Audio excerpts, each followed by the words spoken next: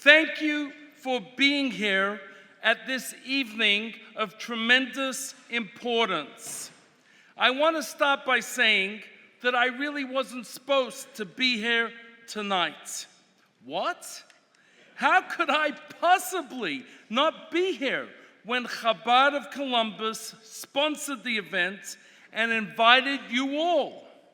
Even if we weren't the host, how could I not show up when our generation's top advocate for Israel and the Jewish people, Douglas Murray, comes to Columbus to speak?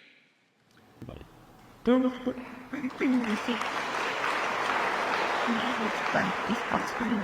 reason why I wasn't supposed to be here tonight is because my father, Yossi Kaltman, of blessed memory, wasn't supposed to live. His entire family was murdered in the Holocaust, and he too should not really have survived. Had that happened, I myself wouldn't exist and certainly wouldn't be here with you this evening. Despite all odds, my father survived 7 concentration camps. His survival was beyond miraculous, and he thanked God for every single breath he took. That miraculous survival reminds me of why we all are here this evening.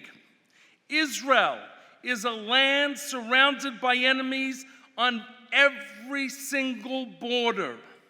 They are sworn to its destruction. And the truth be told, in the world of probability, Israel should not exist.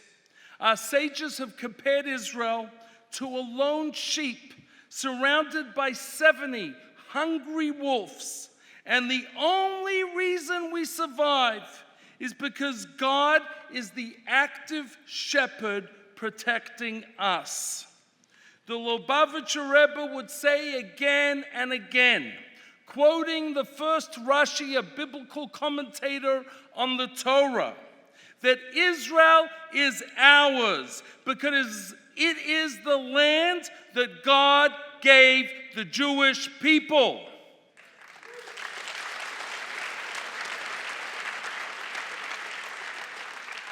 Israel is ours, literally thousands upon thousands of years before anyone else who is claiming otherwise existed as a nation. The ultimate reason that Israel has endured, think about it, 8 decades of war, terror, existential threats of all kinds, is due to God's constant protection. We live in a world where actions matter. At this time, sadly, the world has plunged into moral confusion. We desperately need champions to defend Israel, whether it be on the military battlefield against terror, on the front lines of our campuses, fighting for the highest commanders of America's legacy generation. While climate protects us so speak, there's a great nations of England. While God, like Douglas Murray, who manifests that protection in the world. My friends, 2 months ago, I went to Israel for a couple days.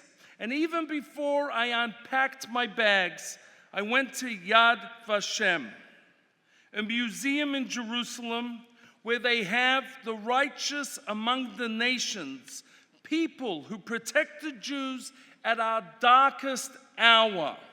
The list contains some 30,000 names. And in today's world, where tragically many people choose to stay silent, it is Douglas Murray who speaks up, fighting back against ignorance, lies, and anti-Semitic propaganda that goes unchecked in our biased media landscape. I often think, if only If only there were more conscientious individuals in the 1930s and 40s who possessed the bravery and the moral clarity, I repeat, the moral clarity of Douglas Murray, then perhaps I would have been able to meet my grandparents. So my friends, this evening began by my saying that I really shouldn't be here this evening. The truth is, in humble gratitude to Douglas Murray's holy work, there is no other place in the world that I would rather be. I want to wish everyone a Shana Tova. God should heal all the broken hearts of the victims of terror.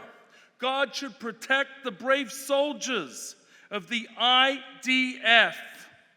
And God, please bring home the 48 hostages.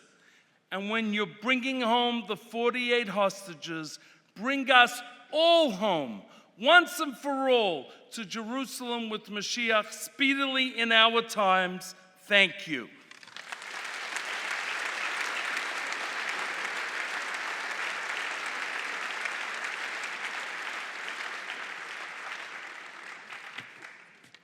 Good evening. I'm Sheila Nudis Cutler.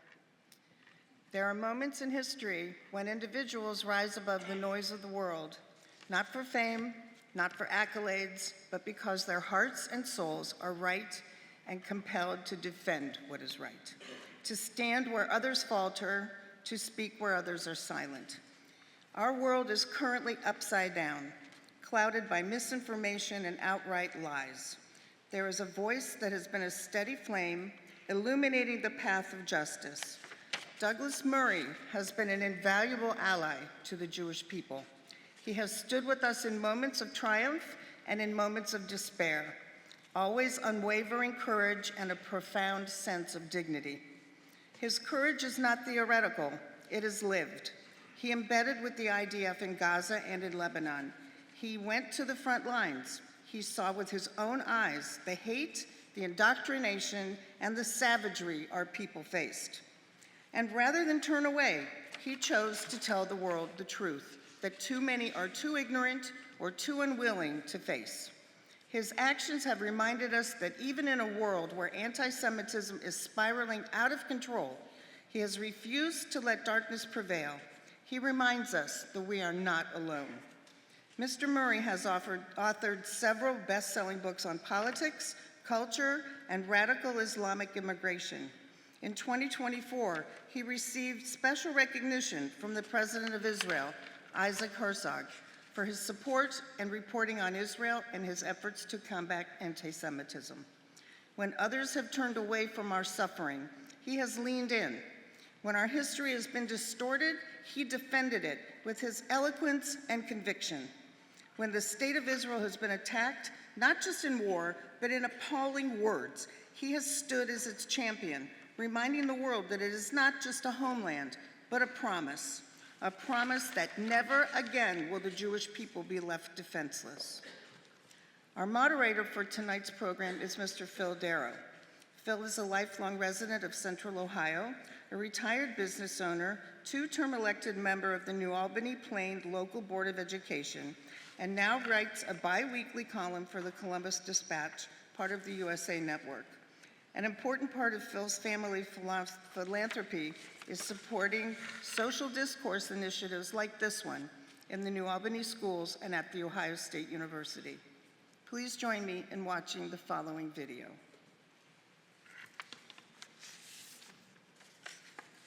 And today we're speaking with renowned author and journalist Douglas Murray.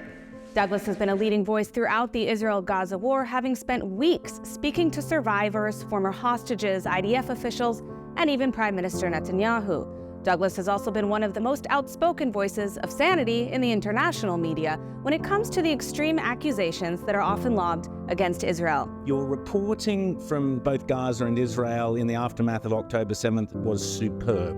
I think you're uninformed. No. So let me You are uninformed. You know, Hamas started a war, and there's consequences for starting a war, in my view. There is no law of war or nature that says you can start a war, massacre innocent civilians in their homes, kill young people at a rave, and then the moment you start to lose the war that results, say, actually, look, let's hang off, guys, let's call it a draw. Tell me what you accuse the Jews of, I'll tell you what you're guilty of. And I think not standing up for your loved ones, not standing up for your country, not standing up for yourselves in the face of horrible opposition from within and without, are probably worse than hypocrisy. I want to dedicate my acceptance of this award to the people of Israel who, in the face of death, choose life. Thank you.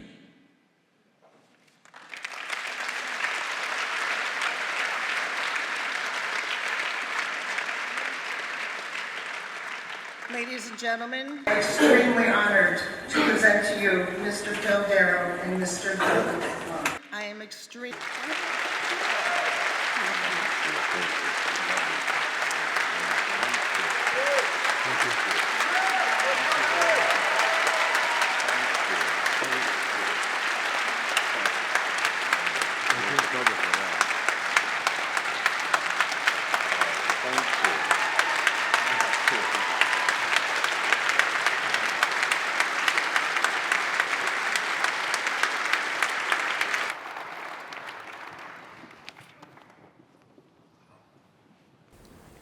Well, good evening, everyone, and thank you for joining us this evening. You know, we have a lot to cover, and we'll do our best to make it worth your time, so let's jump right in. You know, the video ended with a short but powerful sentence, "In the face of death, choose life." And when I first saw it a couple of weeks ago, I thought it was a great way to start the program, and probably a great way to finish it, too. Just as you did with the video.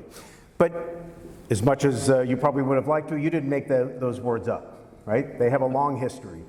Would you mind sharing with us? Well, actually, before we go there, I think it's important to acknowledge that just as important as this conversation is, it's even more important in the face of what happened just a few days ago with the political assassination of Charlie Kirk. So, in the face of death, choose life. What's the origin of those words? What do they mean for us today? And why is it so important that we continue to talk?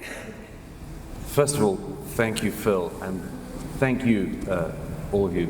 It's such a pleasure for me to be in Columbus, Ohio. It really is. And thank you for choosing to spend the evening with us.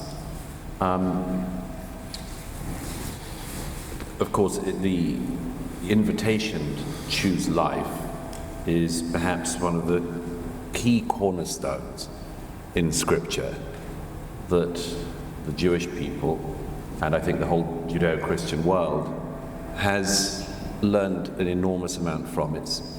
The psalmist says it, we get the same demand in Deuteronomy, and for many people who have swum in the oceans that we've swum in culturally, politically, it seems obvious.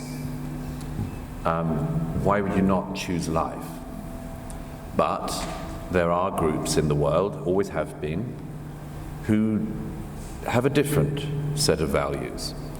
And in the aftermath of October 7th, I wanted to try to explain to the world who didn't know that Hamas, Hezbollah, Islamic Jihad, the Iranian Revolutionary Government in Iran, don't share that value. On October 7th, the terrorists, thousands of terrorists who broke into Israel, massacred their way through peaceful communities in the south and young people dancing at a music festival. They had a totally different set of values.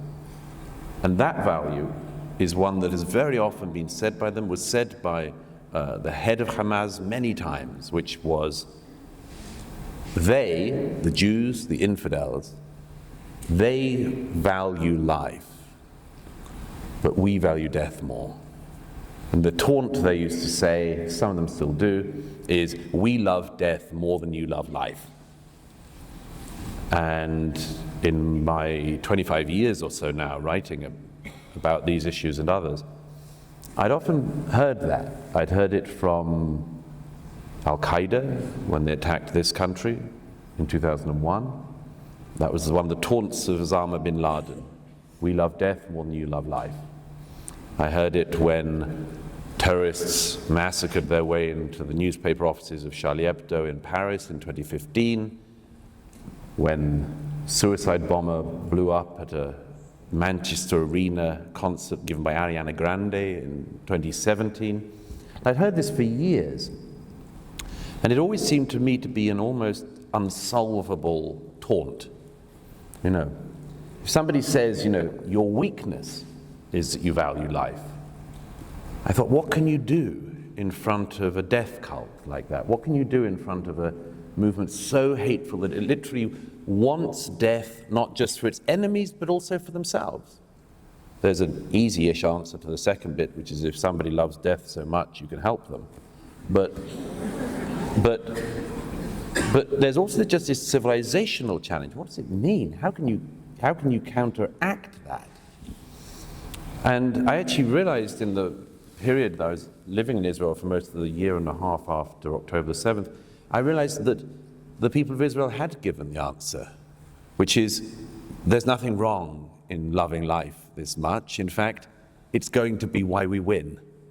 It's because those are our values, and we cherish them, and we live by them. And all the time I've spent with the IDF and others has just embedded this thought in me that this is actually where I turned from a pessimist into an optimist. When you see people embodying that. Let me tell you a very quick story of that. The other week I took a holiday finally for the first time in quite a while, and inevitably on the first day of the holiday the Iran-Israel war started. That's what happens. Always look out for me at airport departure lounges. If I'm going anywhere nice, there's a possibility there'll be a war.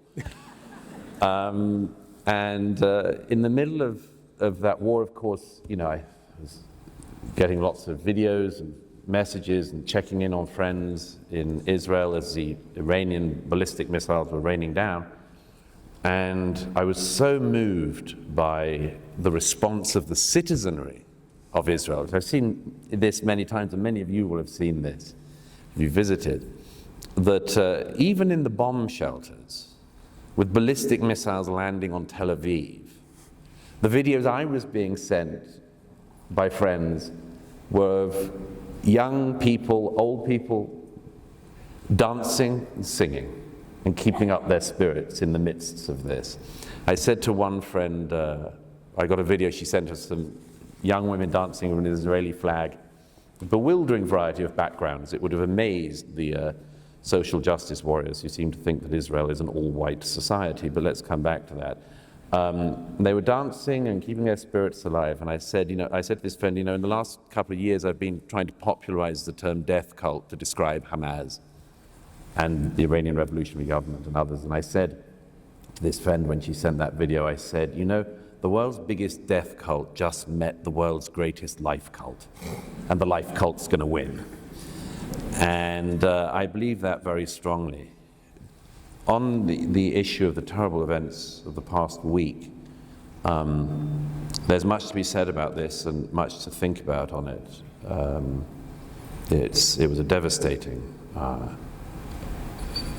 thing to happen, principally for Charlie's family, but also I think for everyone in America.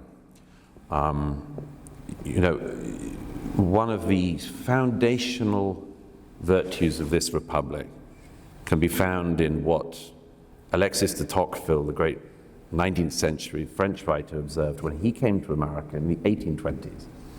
One of the things he said in his famous book after that, Democracy in America, was that one of the things that amazed him about America was that the citizenry, as well as the politicians, valued what de Tocqueville called face-to-face interactions. face-to-face exchanges. Where has he noticed? In Washington, very famously, but also in communities across this country. The citizenry recognized the virtue of face-to-face exchanges. Why was this so important? And of course it was unusual. It struck de Tocqueville because this was not the case in France in the 1820s. It struck him because he realized something crucial, which I suggested in the New York Post the other day, is something that Charlie Kirk also realized, which is the virtue and the value of face-to-face exchanges are, if you are looking into the eyes of another human, even if you disagree on everything, you still see their humanity. You know that they are a fellow human being, and in the case of America, a fellow American. So all of the dehumanization, which we have seen arguably more in the age of the internet, we were talking backstage about the fact that everyone always thinks that anything that's developed after they've been born is an atrocity, an abomination. But in the era of the internet, the possibility of unpersoning the other is huge. Consider all the online accounts that, often hiding behind an avatar or bot or something, will say horrible things about another human being, horrible things about a fellow American, a fellow citizen. And in doing so, they break that face-to-face interaction. They themselves tend to be faceless cowards, but they turn the other person into someone without a face as well, somebody else who is dehumanized. And Charlie absolutely rejected that idea. He knew that the great virtues in America could be retained and that the American Republic would be sustained by Americans continuing to have out their differences in face-to-face exchanges as they have in this country for more than 200 years. Now, his murderer and the people who cheer on his murderer do not believe in that. And it simply has to be pointed out to such people that the road that they would take this country down is the darkest road imaginable. And I hope, in the wake of this terrible event, that more Americans, more people in the free West, realize that what Charlie wanted to do is not just the best way out of a spiral of violence, but the only way to avoid it. And it would, and just finally on that, it would be the greatest tribute to him if instead of people feeling cowed or concerned, everyone spoke up a bit more in our own lives. Exactly. And I think if we did, it would be an enormous tribute to him. I could not agree more. His organization was called Turning Point USA, and it's sad that his death might be the turning point, but if we were to honor the life of somebody who was committed to civil discourse, whether you agreed with him or not, the best way to do so is to talk more. Because the alternative to talking more is a lot of what you cover, right? Yeah, and also, I mean, and also people can drop the caveat, I didn't agree with everything he said, which is such a weak thing to say. No one agrees with, my mother doesn't agree with everything I say. My mother doesn't agree with anything. Yeah. Some of you may be Jewish. You're probably familiar with the idea that your spouses don't agree with everything. Your children may have disagreed with you on occasion. Okay, it's very funny. I met the other week a Jewish friend of a friend in New York who said to me, he was a sort of what you might describe as an October the 8th Jew. And he said to me at one point, he said, I don't understand why the Jews can't all speak with one voice. I said, you don't? I'm not Jewish, I have to tell this to you? So no, you don't need to say, I don't agree with everything. You just say, no, that's not how we do things here. Such a straightforward line, so easy to hold. If you ask 10 Jews a question, you'll get 20 answers. Okay, man, it's worse if you're prime minister in Israel. I always say you're prime minister in a country of 8 million prime ministers. It's a tough gig. It's nice to hear people laughing, but I think it's important for us to make some of this even more concrete. And there's this concept that flows through your books and your speaking about moral clarity, and that there are times when you simply have to decide what side you're on in a particular conflict, that there is good and evil in the world. And a year ago, I had the good fortune to interview 4 young Israelis, 2 of whom were survivors of the Nova Music Massacre. And I wrote a column about it, and it was tough for me because I hadn't experienced that before. Reading your book, you interviewed dozens, if not hundreds, of people, and you saw scenes that no human should ever see. And on the morning of October 7th, you document the joyful barbarism of Hamas on that fateful day. And I think it's important for people to really have a sense of what that was like. Would you mind reading a passage from your book that would help them?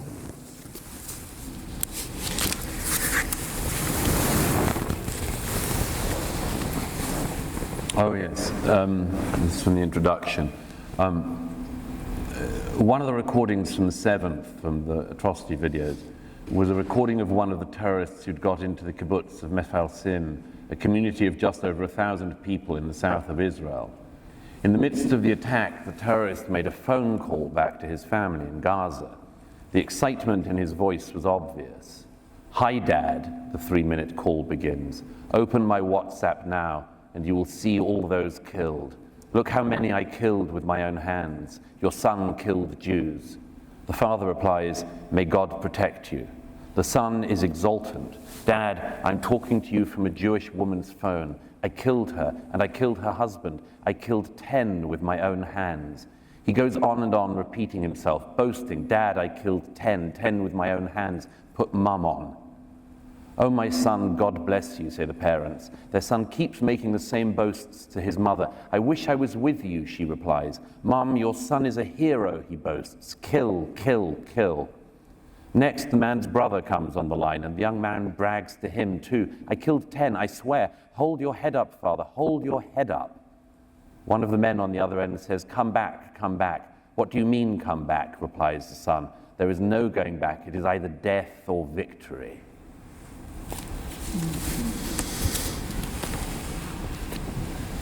So that's the reality, right? That's a part of the reality for sure, yeah. That's the reality of that conflict. And throughout the book, you document that this is the enemy that the West, frankly, is facing, not just Israel, but the West. And you talk about that. Is that when you got this sense of moral clarity, or did you have it before? Did you know it from other things you've done? I'd like to think, if I do have it, that I had it before. I think there are times when everything clarifies. I said about October 7th, pretty soon afterwards, I said sometimes a flare goes up and you get to see where everyone is standing.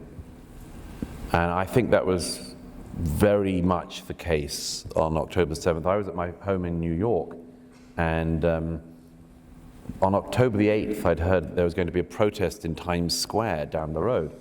And I went to it, and there were hundreds of people there in the center of Times Square.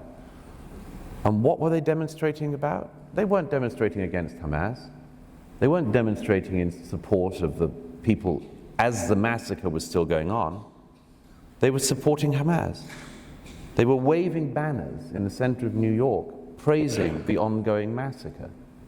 That was one of the moments where I realized, I thought, well, I've got to get to Israel as soon as I can, because I realized that there would be several things. One would be that the world would try to close the chapter as fast as possible on what had actually happened. You could see it even at 24 hours after the 7th. The world's media were already running front pages saying, world gears up for Israeli revenge. It's always that pattern in the reporting. So I realized that several things might happen. One was that the world would gloss over what had actually happened. They'd just rush by it. when I knew already from the figures, from the facts, the videos that were coming out, that this was not something anyone could or should gloss over. But the other thing was that I wanted to be there to see it for myself, because I also knew that there would be people immediately who would deny that any of it had happened. And that's one of the perversities of our age. You can have people now in the West who will simultaneously say that what Hamas did was great and deny that they did it. It's like, Mohammed Atta, one of the main 9/11 hijackers, a friend of mine some years ago interviewed Mohammed Atta's father in Jordan and discovered that he believed his son was a great martyr and that the Jews did 9/11. My friend was like, was your son a Jew? What? I mean, it makes no sense. But it's two interesting examples of the way in which people can hold totally contradictory things in their head and keep going. One of the perversities, of course, about the 7th was this element of absolute barbarism. To say it's medieval barbarism would be to slur the Middle Ages. But this terrible ancient barbarism appeared in the modern age with GoPro cameras and WhatsApp and smartphones. And that was, for me, I thought, if you can't work out which side you're on, between young people dancing in the early morning, like they might at Glastonbury or Burning Man or something like this, and if a group of hundreds of heavily armed men come in, start raping women, killing, abducting, torturing, shooting, if you can't decide which side you're on, the people carrying out the atrocity or the young people dancing, there's something very wrong with you, something very rotten in your soul. But we have seen that, and there's this other layer, if I can say so, which is that when other people in the West have been killed in acts of terrorism, we expect the victims to have the sympathy of the civilized world. So why, when it's the citizenry of Israel that suffer the terrorism, is there this strange contortion where they become victims a second time through a process of delegitimization, defamation, and much more in the international media? And that's something that I think really does point to something we have to address in our own societies. Why is it that a couple of months ago again, I mean, you can choose these almost any day, at Princeton University, one of the most storied higher education institutions in this country, some of the students, hundreds of them, were standing in the main square of Princeton University chanting "Glory to our martyrs." What is "our" in that? And why are the Palestinian terrorists martyrs in Princeton? This is something we have to address. I think that the Israelis can look after themselves. The IDF and the IAF show that. But we have to do something here in America and in the West, because there's a rot here.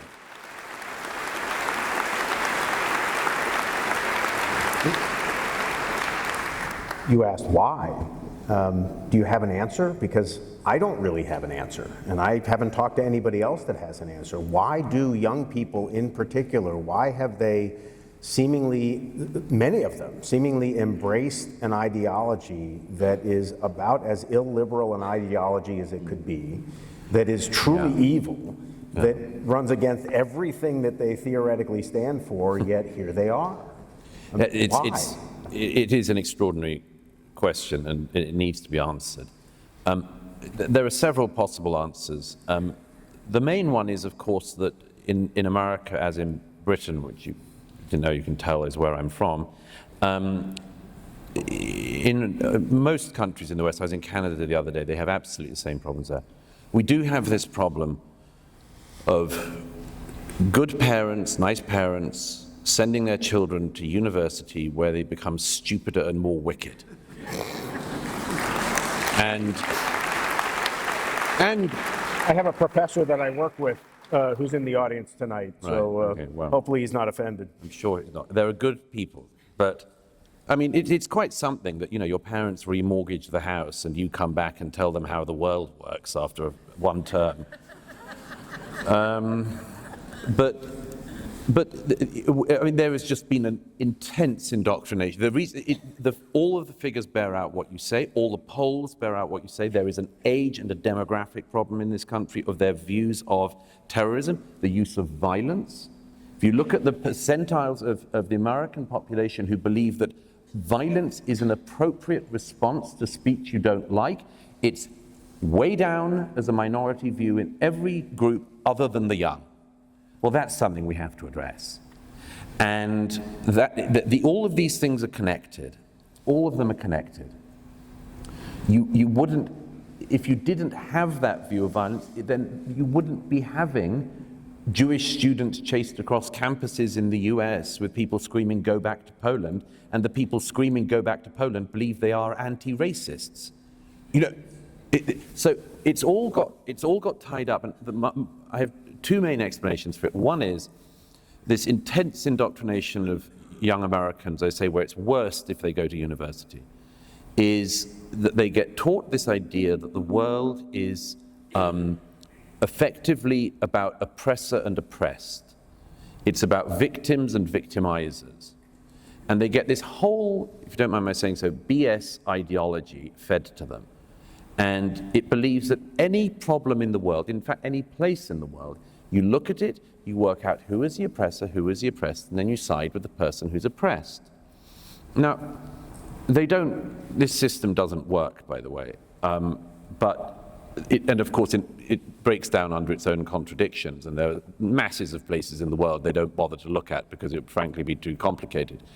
But what they have done is that this ideology has been implanted onto the Middle East, and now Israel, for a large number of young people in America, is, if you're an anti-capitalist, Israel is the uber-capitalist state.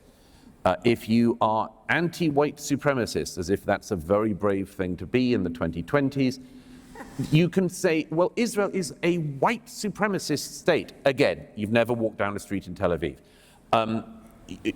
If they're anti-colonialist, and again, so brave in the 21st century to be anti-colonialist.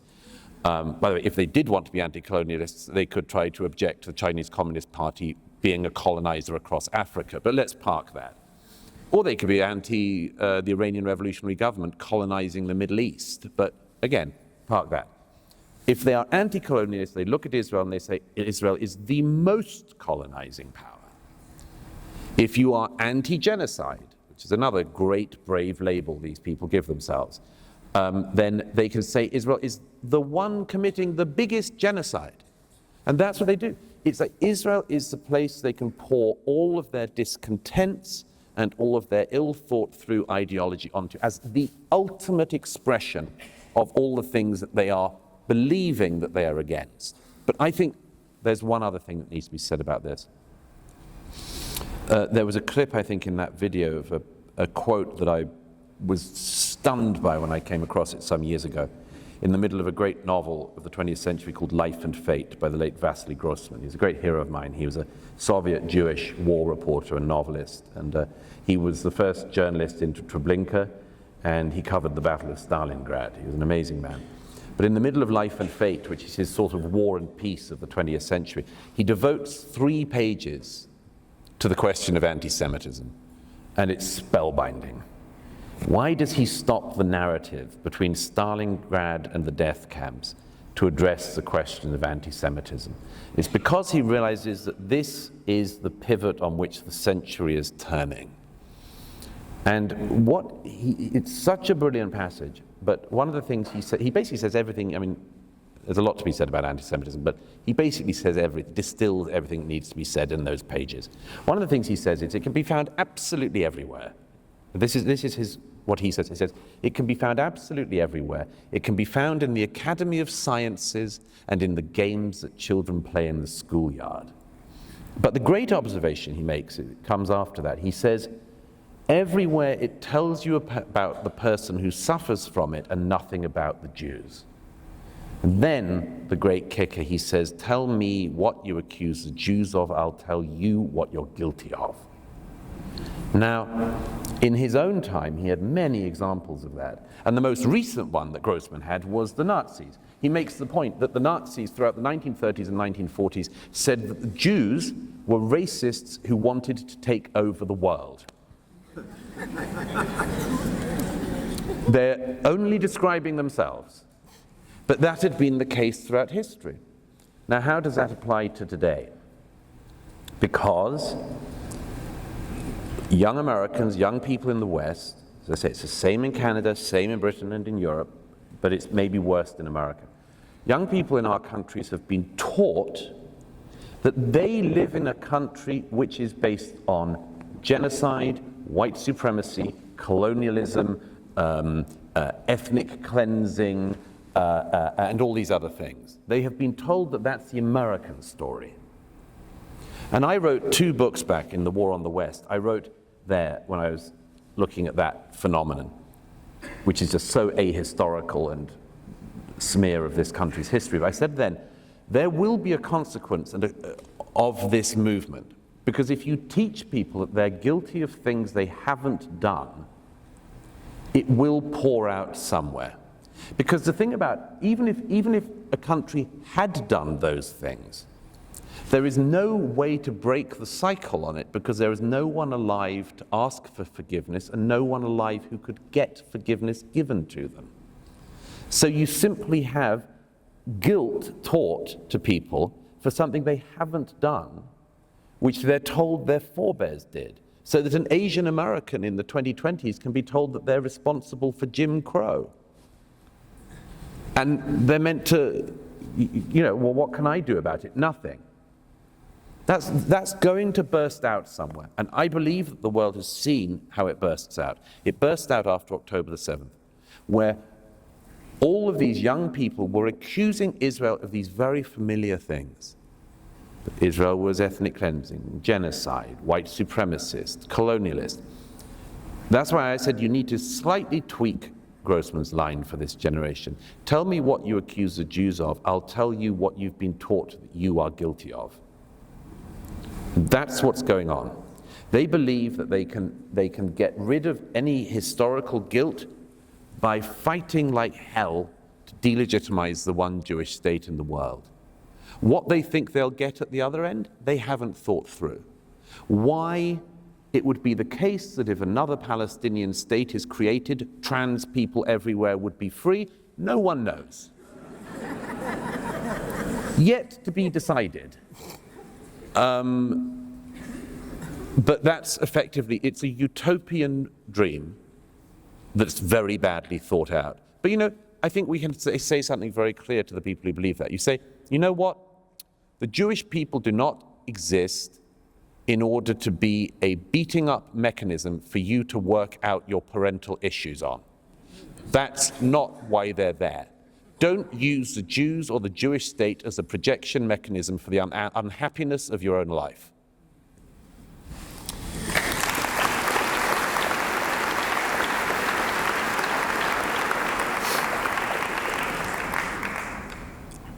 We have 20, 30, 40 years of history of teaching this to young people.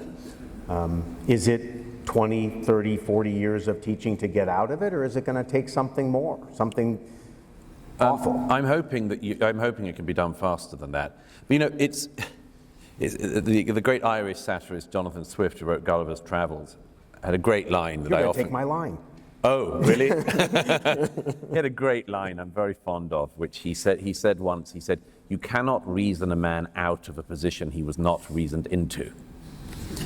And I do think one of the things we have to do, as well as addressing the indoctrination and the bad thoughts and ideas that have been pumped into the mainstream in this country, I do think also we have to ask, what is the unreasoned part of people that is pushing them into this? Like, what is it that is lacking in the society or in the culture that means that a young person would seek to find meaning in their life by screaming at Jews in the middle of Times Square?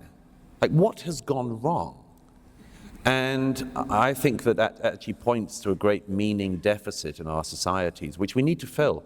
Because if it's not filled by good ideas, good faith, and much more, it'll be filled by bad faith and bad actors with bad ideas. I agree with that, and in fact, toward the end of your book, as I was reading, and you were ending it on a reasonably high note, telling stories of survivors and the families of survivors, and how they found hope and purpose. And it reminded me of another book. Your book was a pretty fast read if you can. If you can allow yourself to take the time. It's not, a couple of hundred pages. It's not that long, but it's powerful. And there was another book by a survivor of the Holocaust, Viktor Frankl, and the book is Man's Search for Meaning. Great book. And yeah, it's a terrific book. He survived the horrors of Auschwitz and Dachau, and he came to understand what made the difference between those who survived and were able to go on with life and those who couldn't. And I saw the same sorts of things in the stories you were telling about survivors. So, I asked you in the green room if you were familiar with it, just to make sure that I wouldn't be setting you up. But do you see parallels between those two ideas and this idea of when faced with death, choose life? Very, very much so. I had the great privilege last week of speaking in Baltimore for a fundraiser we were doing for the kibbutz near Oz, which is one of the kibbutz worst hit on the 7th, which I went to just after the massacre, and I got to know members of the community, survivors. I think 1 in 4 members of that small, beautiful kibbutz were either killed or kidnapped on the 7th. And it was a scene of unbelievable horror. But it was wonderful to be back with a couple of families from the kibbutz in Baltimore the other day to raise funds to try to rebuild the community. And just think of that for a moment. I mean, a place where house by house, just horror after horror. But they want to move back. They want to rebuild. They want to rebuild the kibbutz. And I had the great honor of meeting a man who I knew about and I had not met actually before, a man called Gadi, who I suppose is 80 now. His wife was killed on the 7th of October, and he himself was kidnapped into Gaza, where he was in captivity for more than a year. And his captors kept him alone all that time. He was actually held by Islamic Jihad. He never met other hostages. And he knew almost nothing about the outside world, and his captors occasionally taunted him that his wife was alive or that she wasn't alive, and the children were in captivity or Israel had been destroyed.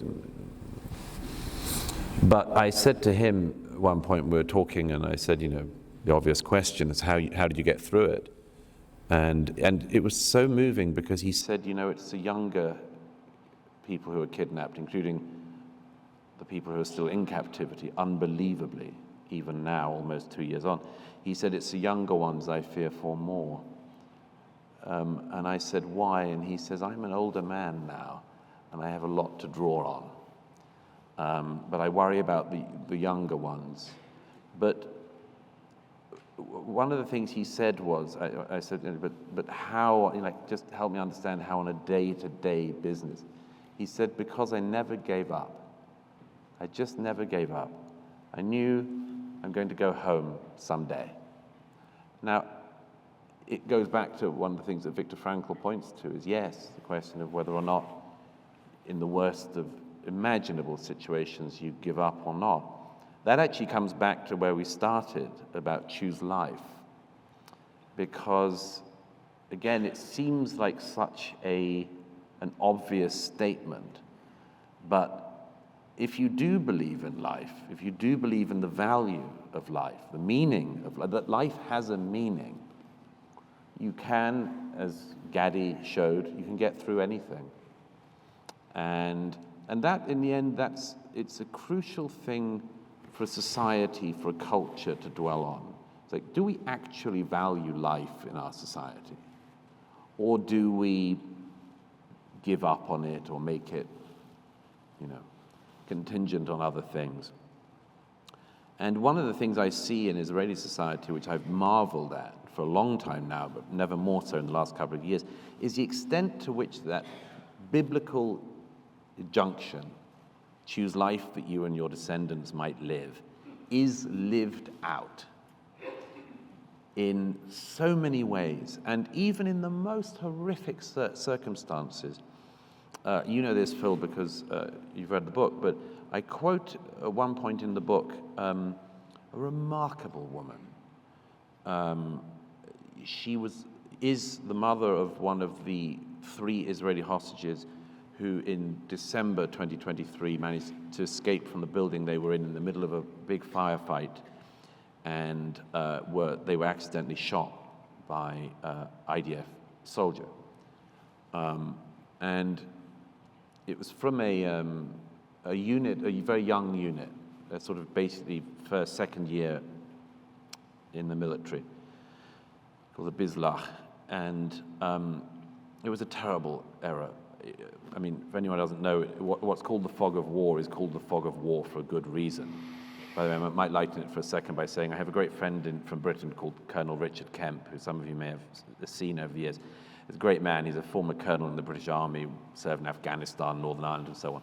We were doing an event in Tel Aviv for a charity a few months into the war, and somebody said to Colonel Richard Kemp, "Could you explain what this thing, the fog of war, is that we hear so much about?" He said, "Yeah, I'll give you an example." He said, when I was in Northern Ireland on the Irish border one night, we were looking for terrorists, and we saw these, in the 1970s, we saw these men coming towards us with guns, and so we opened fire. And he said, unfortunately, it turned out to be the other half of our company. And he said, we let off so many rounds until we realized that they were the other half of our company. And he said, you may wonder at this point how this could have happened. He said, when his counterpart came, Richard said to him, well, I know why we fired at you, because we thought you were terrorists, but why did you fire at us? He said, well, you fired at us. It's a pure dad's army. But unfortunately on that occasion, no one was killed. But these things, terrible things do happen. The fog of war is real. Anyway, the reason I mention this is because one of the 3 young men who was killed in that terrible incident, his mother knew that as well as losing her son, that the soldier or soldiers who did that, who made that fateful mistake, that their lives could be ruined as well, that they would never forgive themselves for this. And so she sent a voice message to the unit, and she said in Hebrew, she said, I don't blame you, I love you. If you ever need a home, come to mine. If you ever need a meal, come to my home is your home, and so on. But she said, you have to remain strong.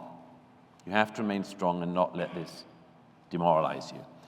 And when Yahya Sinwar, who was the architect of October the 7th, when he was killed just before the first anniversary of the 7th, I went into Gaza with the unit that had killed him. And it was the same unit, Bizlach, who managed to kill Yahya Sinwar. And they played me the voice message they had just got from the same hostage's mother. And she said, you see, I told you, stay strong. And you did, and you have killed the enemy of the Jewish people. And that's remarkable. That is, that's just an example of the fact that also in a society, it's very important to focus on the front line of the heroes, the young men and women who fight, defend their people and their country. But a society also relies on the citizenry and on having remarkable men and women like that woman holding the society together. And that's one of the things, by the way, which I can never understand when I hear the sort of haters of Israel, people obsessed with Israel. I always think, imagine if instead of spending your time smearing your counterparts in Israel, imagine if you tried to emulate them. Like, imagine if instead of believing in this victimhood culture that we have now in the West, imagine if we had a heroism culture again. Imagine if we had a culture which revered heroes, which admired resilience, who looked up to people, whatever their station in life, if they did things that were filled with dignity and nobility like that mother, we'd be a totally different society and a much better society. So that's why I think, among other things, this is such an important moment. It's like that old internet meme, you have a choice. Which road are you going to go down? And for us, I think the road is, do we go down the road of victimhood and blaming, or we decide to orient ourselves once again towards courage and dignity? I know which one I'd like us to go down.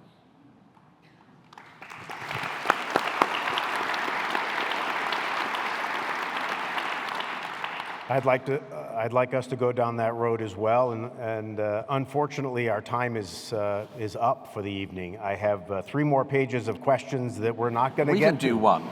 But do we can one? do one, yeah. Well, I wanted to end on a positive note, and so the question, you almost answered it, but I'd like to leave our audience with something concrete.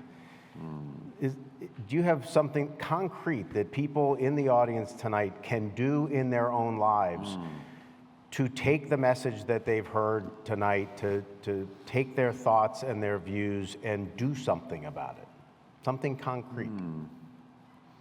Well, it's very hard because I don't know you all. But I don't either. It would be audacious of me.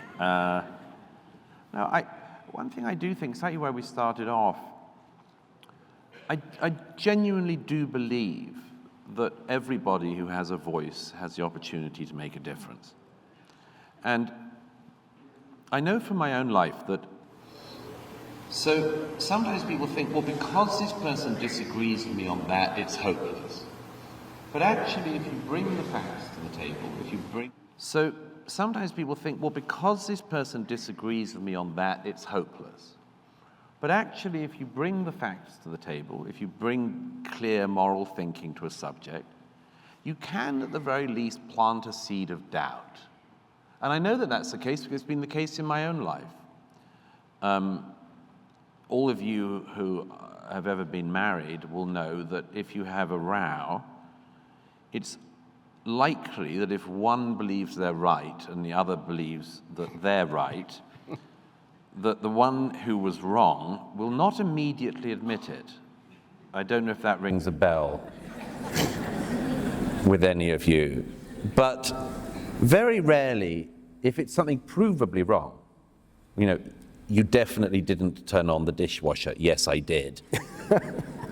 Very rarely does somebody have the courage to say, darling, you're completely right, I was wrong. It just doesn't happen very much. It doesn't happen often in our most loving relationships. So why would it happen with strangers? If people shift their attitude to something, they tend not to admit they moved. They will tend to pretend they always thought that, or that they never thought the contrary. So what is it that happens along that process? Seeds of other bits of doubt and information have been planted in their memory, in their heads. Well, this is a very, very important thing to do to counteract some of what we've talked about tonight. You can counter a lot of the lies by putting in a bit of truth. And I believe that everyone can do that in their lives, and everyone has a role, a mission, if you like, to do that. There are lots of straightforward ones. But I would say one, perhaps most importantly, whether you're Christian or Jewish, whatever your views, whether you have no faith, I do think that it's very important that people take their own side in an argument. And there are a lot of people today who are increasingly scared of taking their own side in an argument. I know an increasing number of people, very sadly to me, outside of Israel and the diaspora, who've worried, and I understand it completely, I see it, I understand it, but they've worried in the last 2 years. Should I wear my star? Should I, should my son go to school with a kippah? I mean, I see people are worried, and they have lots of reasons to be worried, but it's also a very important time for all good people to make themselves visible and heard. And I think that we can, and I think that we can do so in a spirit of optimism, to say, where we started from, which is we will not apologize for being people who love life. We will not apologize for our heritage. We will not apologize for our faith. We're very proud of it. And if you don't like, have a good day. But if more people stood up and were counted and were proud, I do think that over hopefully a short period of time, much of the troubles of our time could be addressed. So that's the main thing to my mind, is plant seeds of doubt, correct people where they're wrong, and be proud and stand up. With the knowledge, by the way, that, as I finish this book by saying, in the knowledge that in a fight between a death cult and a life cult, the death cult has no chance of winning in the end if the people of life stick to the scriptures, stick to their principles, stick to their heritage, and recognize that stories and tales and commandments which have seen all of us and all of our forebears through much worse times than this will see us all through these times too. And on the other side of it, we will be able to say, as I'm always delighted to say, that there will be a day when we talk of Hamas, or our successors talk of Hamas and Hezbollah and the Iranian revolutionary government, the way in which we talk of Pharaoh and Hitler. They too will be gone.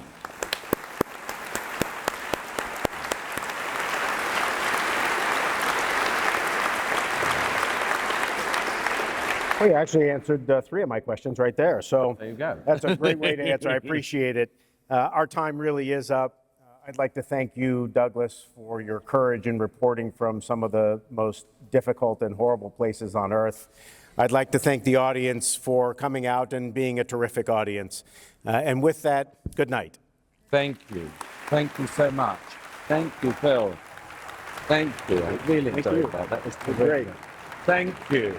Thank you, Columbus. Thank you. Thank you.